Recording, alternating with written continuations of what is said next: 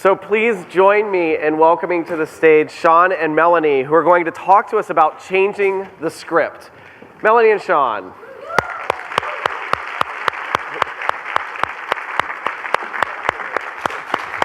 Thank you. Thank you. Is mine on? Yeah, Mine's on. on. This is great. Excellent. Hey, how's it going, day 2? Welcome. Good morning. How is everyone doing today? So thrilled, so excited. All right, so here is our high-level pitch for you, right? Understanding more and playing with the basic tenets of improvisational comedy are the keys to the success of your team, of creating that culture of success. And what we're going to do today is help you find the agency to change that culture on your team, in your life, in the world, and beyond. But first, let's talk a little bit about improv comedy. We've thrown this out there a couple times, so what exactly is it? Improv comedy is an art form that is completely made up on the spot. There's no script, there's no rehearsing. Usually starts out from getting a suggestion from the audience, and from that point forward, everything there is made up for that one time and that one time only, never to be seen again on stage. So today we are going to make improvisers out of all of you. Super exciting, right? We're going to start that by playing a little bit with collaboration in something I like to call a dramatograph. Okay, data nerds, brace yourselves, because this is a live action representation of data. So on the right here, right, you've got this cool heart. There's lots of people wearing fun colored shirts. They're all sitting in a particular order. And then in that, you make up this very cool rainbow colored heart. Each of those people is a data point assigned a value, which is the color of their shirt, and then they're plotted on this plane, which then creates this heart shape. So today, we are all going to be our own data points, because we all hold data inside of us, right? The length of our history and all the experiences we've ever had. So today, we're going to do that, but let's see what kind of data do we want to play with. Let's do location and space, okay? So we're gonna make our very own maps today. All my friends down here in the orchestra, you guys are gonna have your own map. And all my friends up there, you guys are gonna have your own map too, don't worry. So we're gonna have 2 maps, okay? And then in order to plot the points on that plane, we need some kind of orientation, right? So let's make a compass, shall we? Say that Sean and I over here are the north, okay? And then the back here where my friend Nick is with the camera, and then all the way back there in the booth, that's all the south. Yeah, you got it. My friend up there, thank you. Hello. And then we have the east, which Sean will gesture towards because I'm bad at directions, and west, which is the opposite of east. So we got that much going. Awesome. So let's see. One thing I want to say before we continue into this dramatograph is when Sean and I teach improv, we always say that there's no right way to do one thing, right? Everything that happens is a gift. There are no mistakes. So don't be scared. It's totally fine. We're going to have an awesome experience together here right now. Okay, so we have a lot of brilliant people in this room, right? I feel like we have a lot of intelligent people that can solve feeling this the problem for us. intelligence over here. Yeah. So let's hope that you guys can all answer this question. Where were you born? Show us where you were born. You have 90 seconds. And begin. Get up and do it. Show us. Again, we're north, south, east, west. Show us where you were born. 2 completely separate maps. We've got one down here, one up top. Show us where you were born. You have to move. You should try to move, or you can make up where you were born. I would never know. I don't know anybody here.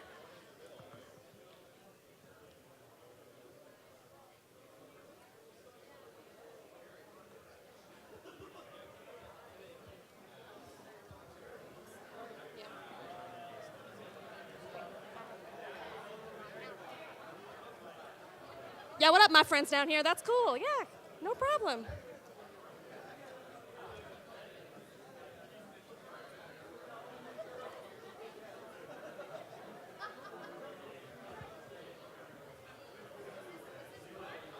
This is north, south, east, west. You're doing terrific. You guys are doing awesome. This looks great. This looks great. We got about 30 seconds. 30 seconds. 29, 28, 27, 26, 25. That is the 24, back of the map. 23, So if the 22, cutoff is right there, 21, that's where the 20, southernmost part 29, of this map is 20, located.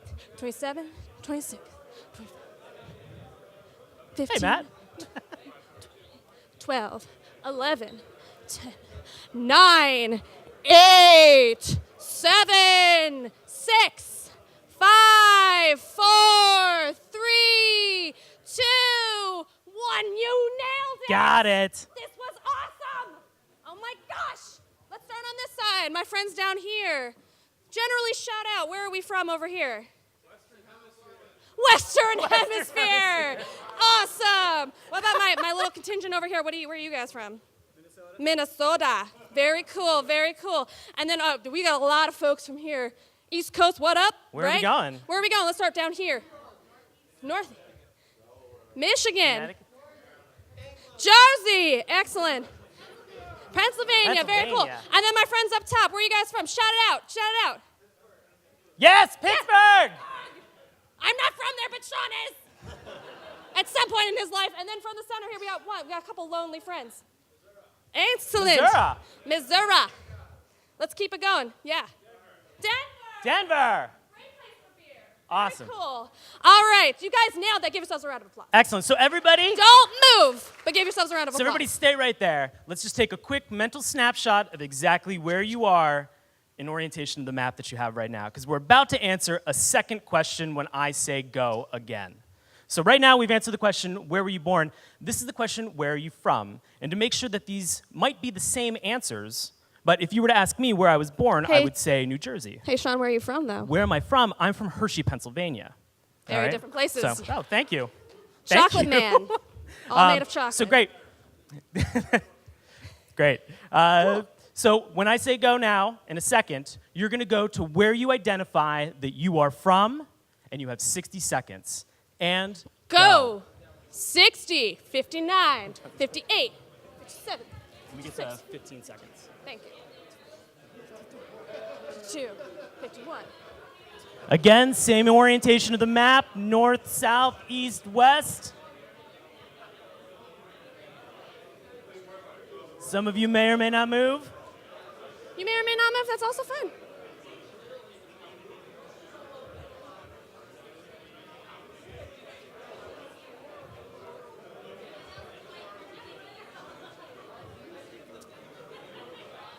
Got about 30 seconds. I feel like people have nailed it. Yeah, this looks You guys look like you nailed it. Are we good? Yeah, we're good? We good? All right, on the count of 3, I want you to shout out where you are from. If you are from somewhere that is different from where you were born. 1, 2, 3. All of those were great answers. That was beautiful. Every single one of them. All those great answers. All right, one more mental snapshot, right? We got it in our brains. One more question for you is, where would you like to visit? And again, this is a map that we are making up today, all on our own, with this compass that is lazily created on a PowerPoint presentation. So again, you're going to have another 60 seconds. Think about where you really want to go. That PTO, burn the hole in your pocket. Where are you going to go? 60 seconds. 60 seconds.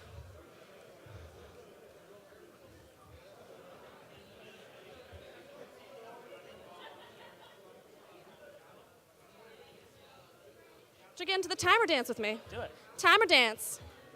This is the timer dance to silent music. Got about until 21. This is how we map it. Do do do do do do do. This is how we map it. This is how we map it. You got it. Someone's gonna get me on film singing. This is how we map it. Oh, somebody joining us on stage. Awesome. Oh, welcome. welcome. Alan. In the way north, the super north. Yeah? Yeah? All right. Yeah? It looks like we figured out where we want to go. Yeah? We're about there. Those folks up there, they're moving somewhere else. You can get as close as you'd like. Oh, okay. That's, yeah. I mean, but it depends on how high up in Canada, right? You could be like, Prince George is like over here, right? Yeah. All right, you guys nailed it. All right, you guys excellent. got it. So really quick, stay right there. Stay where you are. I want to show some love to our map that we have back there. Where do you guys want to go visit back there?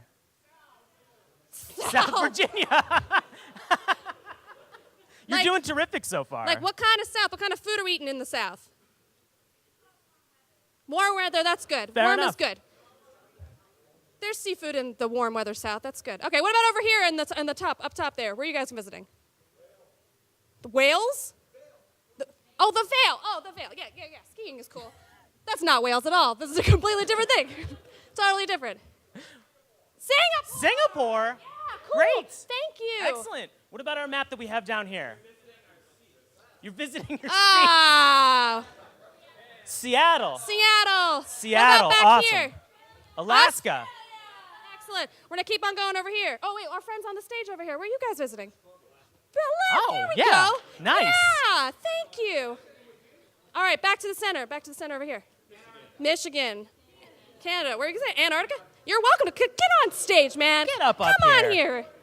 Chris, I see your name tag. Get on stage. Excellent. High five. What about people over here? Yeah, what about people over here? Europe, New York, Nice. Japan. Excellent. All right, one more mental image.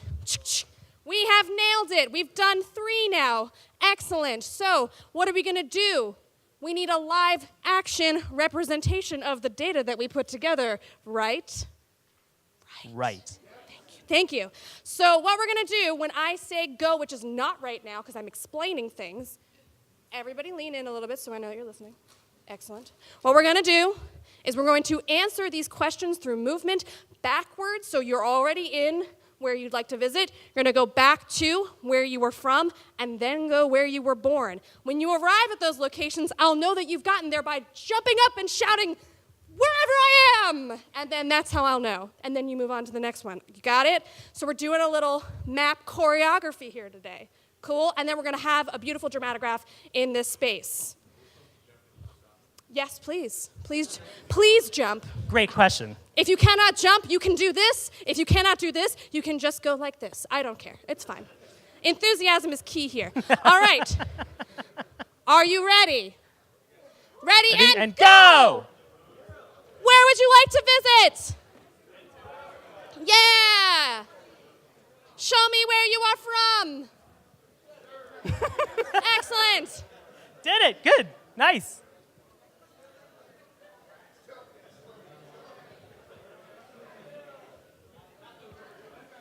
This is looking beautiful. This is looking good. Yeah, jumpers. Yeah. Nice, Pennsylvania. Yeah. Yes. Yeah. Yes. Woo. That's the right choice, though. You guys now. Yes. Guys, you're giving me pins and needles. This is so beautiful. Nice, Iowa. Yes. Woo. All right. Give yourselves a round of applause because we're adults at a conference. Yes. That was beautiful. You guys may all now take your seats because we have some more things to say.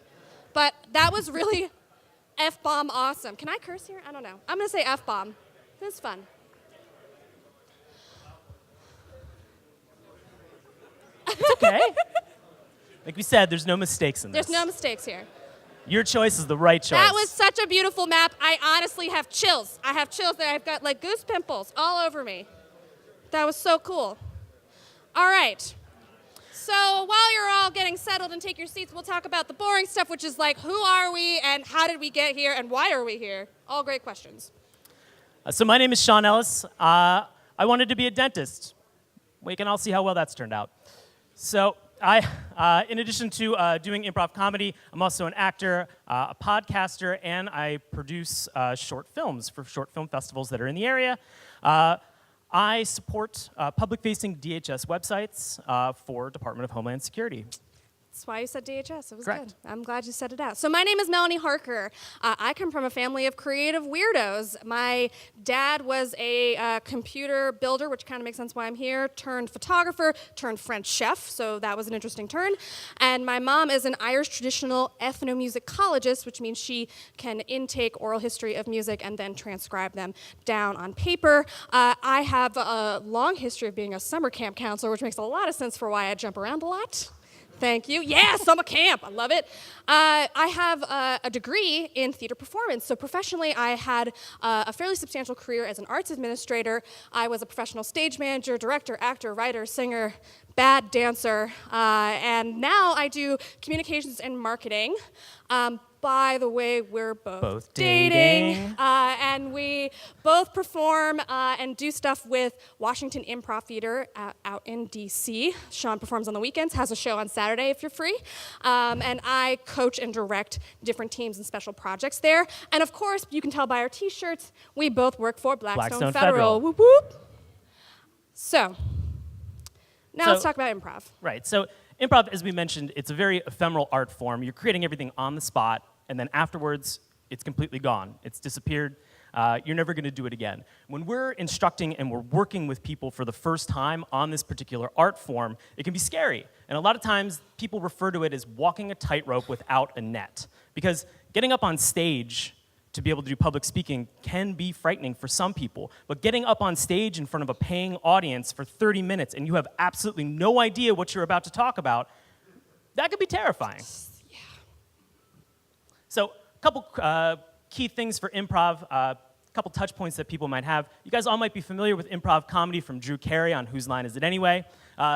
It actually got started in Italy in the mid-1500s with an art form that's called Commedia dell'arte, and there are a lot of notable modern contemporary theaters that have talked about improv comedy that are most notably in New York, Chicago, LA. You probably know some of the people that we've seen on television, being Amy Poehler, Tina Fey, a majority of the cast from HBO's Silicon Valley. Those guys are awesome. Oops, so yeah. We talk about some of these basic tenets of improv. So what actually are they? So let me start with listening. Listening is very simple, but yet very hard to do sometimes. Active listening is really being able to click in, engage with that person, and focus on that one singular conversation. It's being able to not only understand the fact that there are going to be verbal cues, but there's also a lot of nonverbal cues to be made aware of too. Agreement is a real cornerstone of improv. We talk about yes and, which may be something you've probably read or seen somewhere. What that means is I'm saying yes to an offer that my scene partner is making, and I'm going to add on to it to make it even better, even more interesting, and then propel the action forward. So for instance, if I was to say to Sean, like, hey, Sean, do you want to break into that booth? He would say, yeah, I want to break into that booth, and I brought a crowbar with me. Perfect, that's why we're a team. But if he was to say something like, hey, Sean, you want to break into that booth? And he said, no, that would be illegal. I don't want to do it.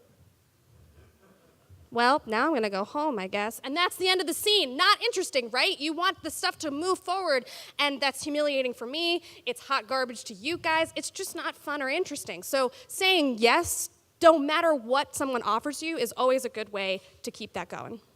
Collaboration. This is so critical.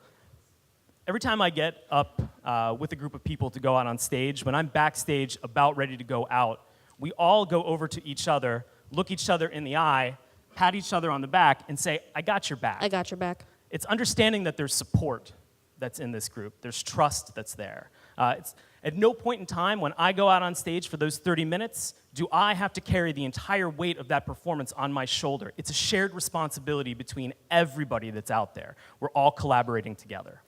Empathy is another important one, which may seem a little strange, but when you're on stage and people will endow you or have you become some kind of strange and unusual character, like, for instance, a plumber. I've never been a plumber.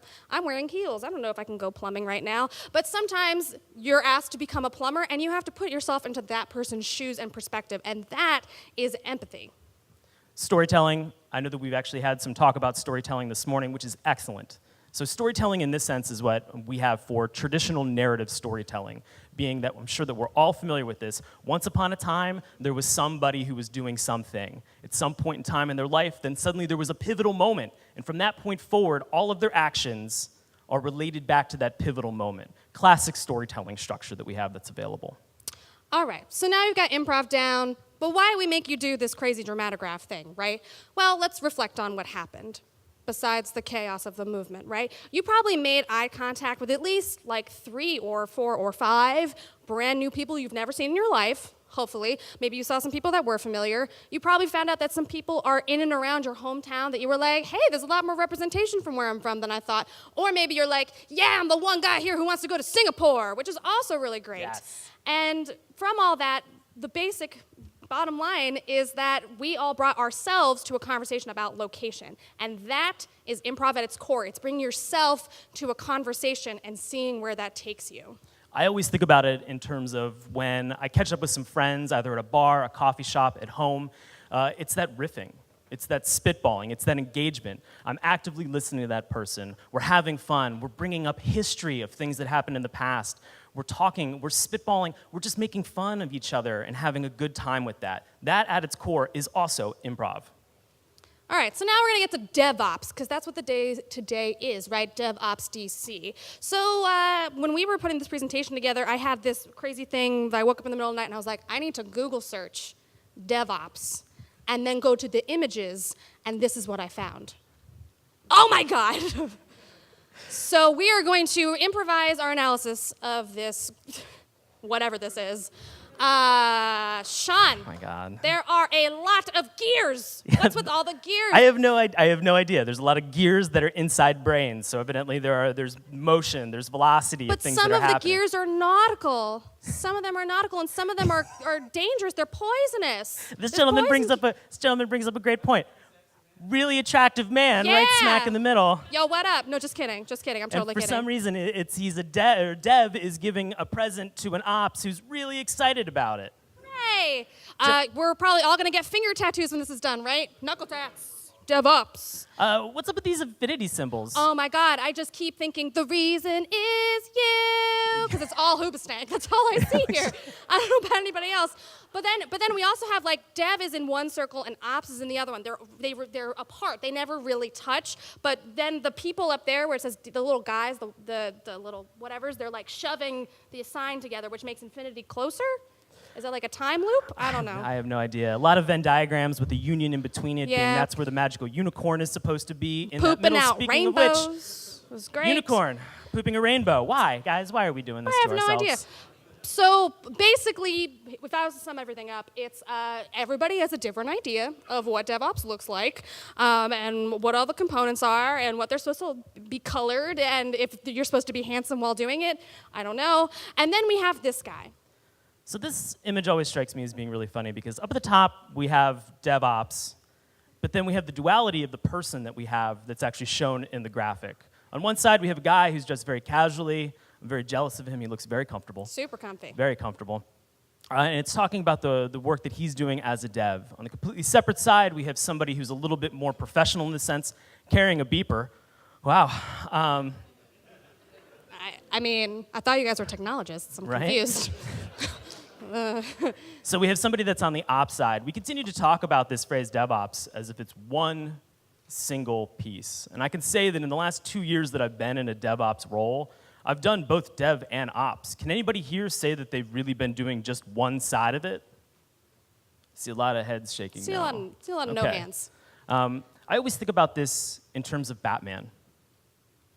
Batman is Batman. At his core, he is Batman. You take away all the fancy gadgets, all the fancy tools, he's still the world's greatest detective.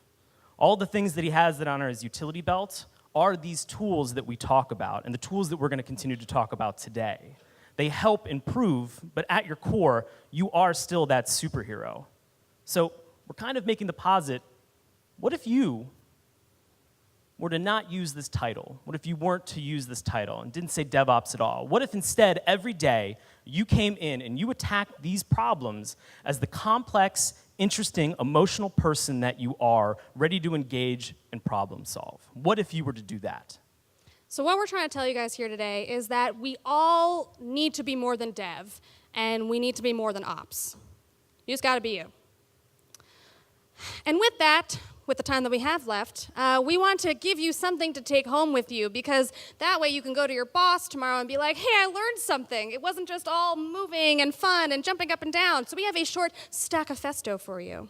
Any Java developers in the house? Yeah? What up? You guys know that Java objects weren't cool until they became Pojos? So this is our branding for all of our Yeah. ideas. So you've seen this before, right? These are the basic tenets of improv. You're all experts now. Well, what you didn't know is that we were subliminally messaging to you our fancy name, which is Laces. Ha-ha! Now you'll never forget it, I promise. So what we're going to say is tomorrow's Wednesday, we want to challenge you to integrate one of these elements of listening, agreement, collaboration, empathy, storytelling into your day. We're going to give you some examples of how to do that, and just give it a shot, okay? It's going to maybe feel a little weird at first if you're the kind of person that's like, no, or you're just like tired all the time and listening is really hard. It takes up a lot of your person. But once you train at it and get better and better, you're going to nail it, we promise. So Right. Sean's going to start off. So listening, we've talked a lot about listening.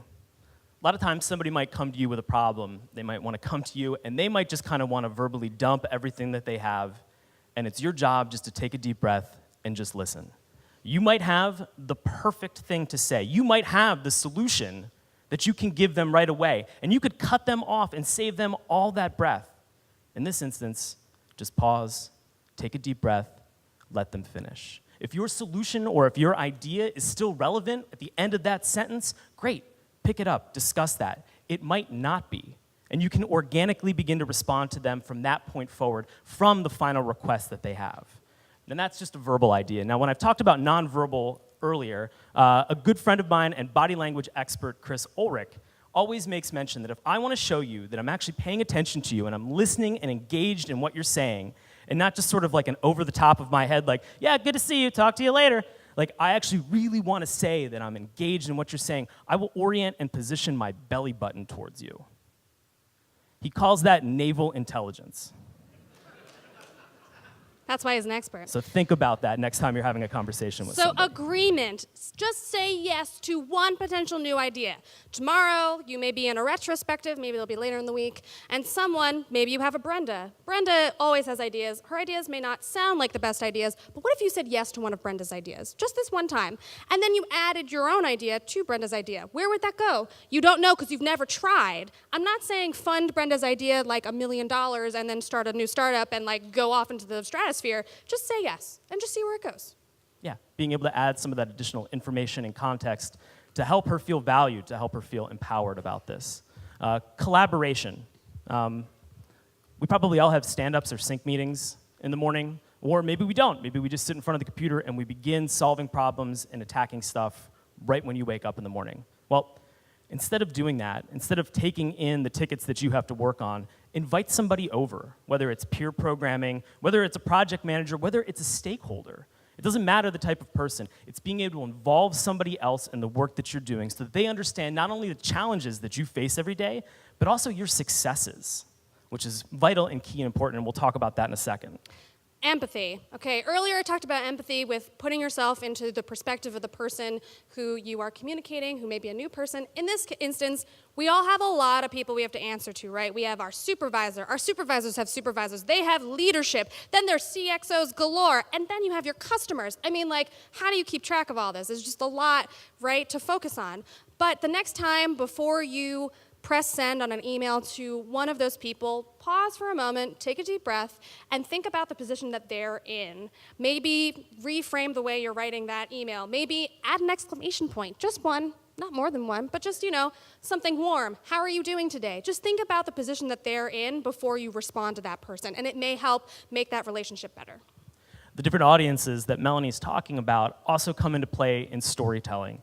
I always think of storytelling as, can I take the work that I do and tell a story so that my mom can understand the work that I've been doing for the last 14 years? I don't know that I've ever successfully been able to do that. That's continually a challenge to be able to help her understand some of those things. Being able to take some of those key takeaways and put them in a story that somebody can take to another person and speak eloquently about the work that you're doing, about all those success stories, is vital in terms of being able to not only promote yourself, but also promote your company and the people that you help. So we obviously feel pretty passionate about this, and we could talk about this probably all day. Forever. Forever and ever. Nonstop. So, but we would like to be able to talk to you guys more about this at some point throughout the afternoon. So if you have questions, we know that this is obviously a big cultural shift in terms of some of the things that you're doing, and I guarantee that some of you are doing these things right now. And so we'd love to be able to engage with you and further talk about how you guys are accomplishing some of these things that we mentioned earlier today as core tenets of improv. You can also come stalk us on the emails or on the Twitters, which we had earlier. We'll both have our phones on us. Thank you guys so much. This was really beautiful. I honestly loved the maps you guys made. I hope you're proud of them, and we'll see you around the rest of the day. Great. Thank you, guys.